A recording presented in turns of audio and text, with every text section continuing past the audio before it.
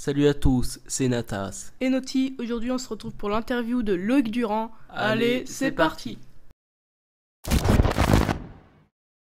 Et nous vous informons qu'aux 100 abonnés, nous tirerons 2 abonnés qui participeront dans une prochaine vidéo, duel de défis. Alors aujourd'hui nous allons interviewer Loïc Durand, un journaliste de 28 ans qui comptabilise aujourd'hui 18 000 abonnés sur YouTube et 4 800 abonnés sur Instagram. Et pour ceux qui savent pas, Loïc est un grand fan d'Ajaccio. Alors Loïc, depuis quel âge as-tu commencé à être fan d'Ajaccio ? Depuis quel âge je suis fan de l'ACA, c'est compliqué à dire, mais ce que je peux vous dire, c'est que j'ai toujours été habitué à aller à Ajaccio. Je suis toujours allé au stade, à François Coty, donc depuis tout petit en fait. C'est un truc qui vient comme ça, tout seul. C'est comme j'aime bien dire, quand je suis allé au stade, ça a été comme un coup de foudre, et depuis ce temps-là, je continue de suivre l'ACA. J'ai commencé à faire les déplacements quand j'avais un peu moins de 20 ans, et depuis j'en ai fait 157 je crois, donc depuis 2011 je n'arrête pas, ou en tout cas j'essaye de ne pas louper de déplacements de l'ACA. Là je crois que j'en ai fait 80 déplacements de suite sans en louper un, donc Ligue 2, Coupe de France, Coupe de la Ligue et même les matchs amicaux. Alors Loïc, est-ce que tu pourrais nous dire qui t'a transmis cette passion pour le club ? Donc qui m'a transmis cette passion pour le club ? Personne, parce que dans ma famille, personne aimait le foot. Je me suis intéressé au foot tout seul vers l'âge de 5 ans, 5-6 ans. Je ne sais pas trop pourquoi, mais du coup cette passion m'est venue tout seul. J'ai forcé, la première fois où on est allé au stade François Coty, j'ai forcé mon père à m'y emmener parce que lui n'aimait pas du tout le foot. Du coup voilà, on peut dire que tout le mérite revient à moi. Alors toi Loïc, toi qui es un fan de l'Ajaccio, tu as certainement rencontré des idoles, mais quel est ton joueur préféré ?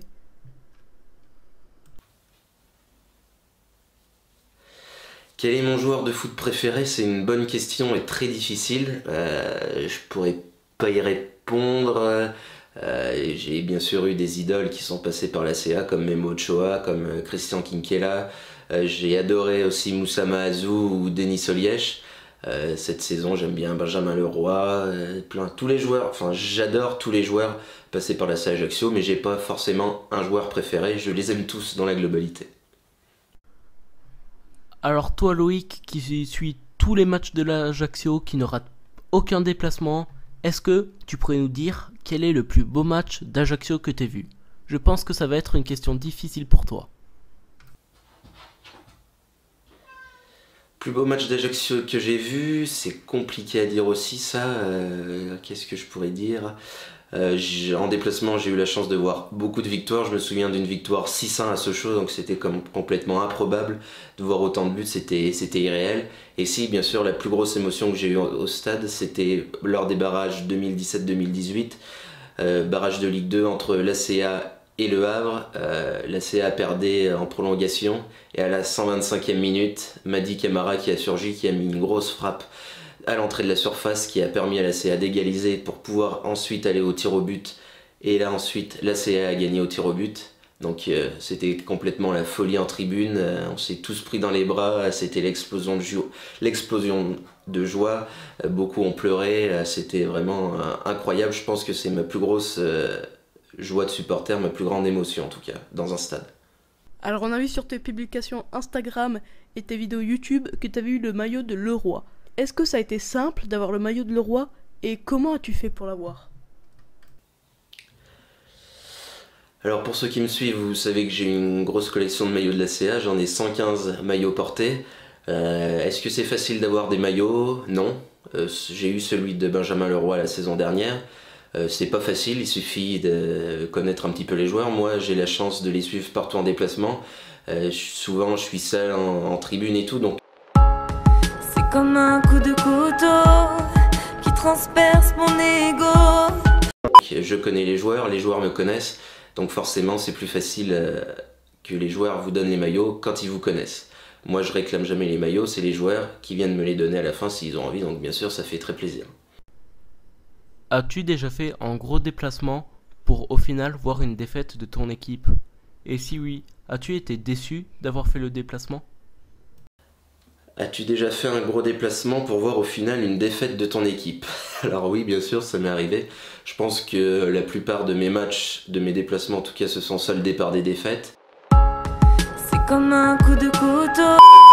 Mais peu importe, moi ce qui m'intéresse aussi, il n'y a pas que le match, que la finalité et le résultat.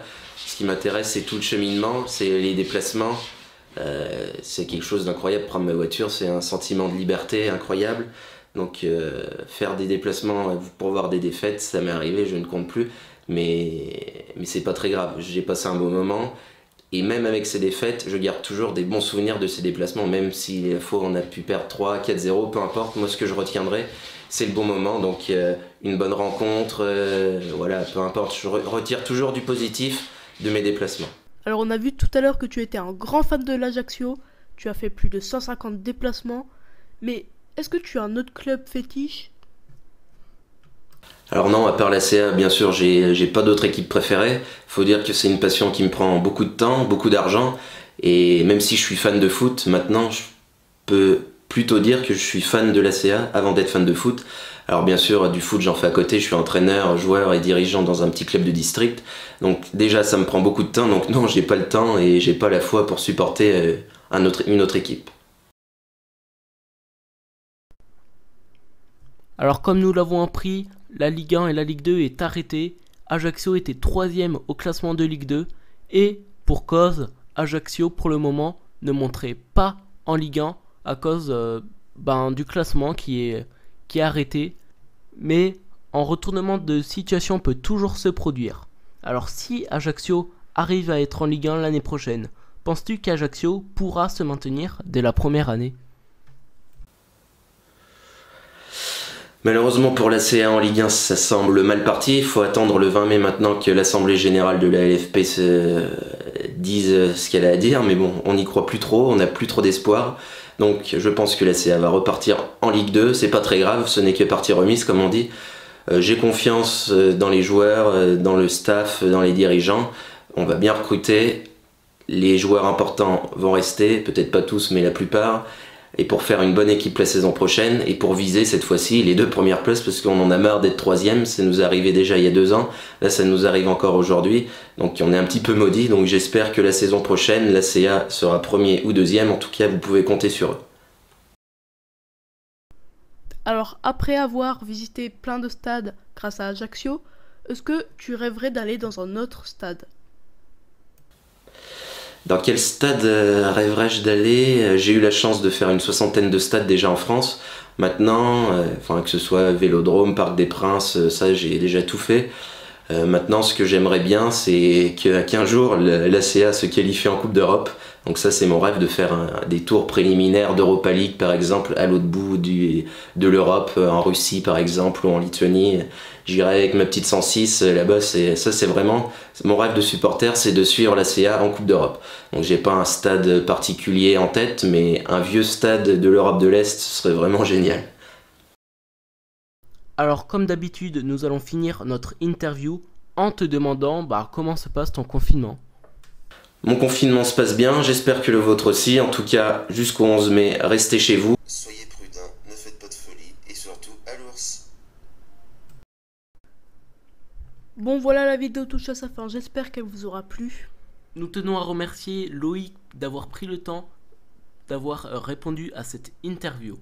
Donc allez vous abonner à sa chaîne sera en description. Donc si vous voulez revoir Loïc sur cette chaîne, bombardez la barre des likes, il reviendra à 70 pouces bleus. Donc nous sommes désolés de ne plus sortir souvent des vidéos portraits et des vidéos actu dans le foot, mais les vidéos interview prennent plus de temps et nous sommes déjà en train de préparer d'autres vidéos interview avec d'autres youtubeurs.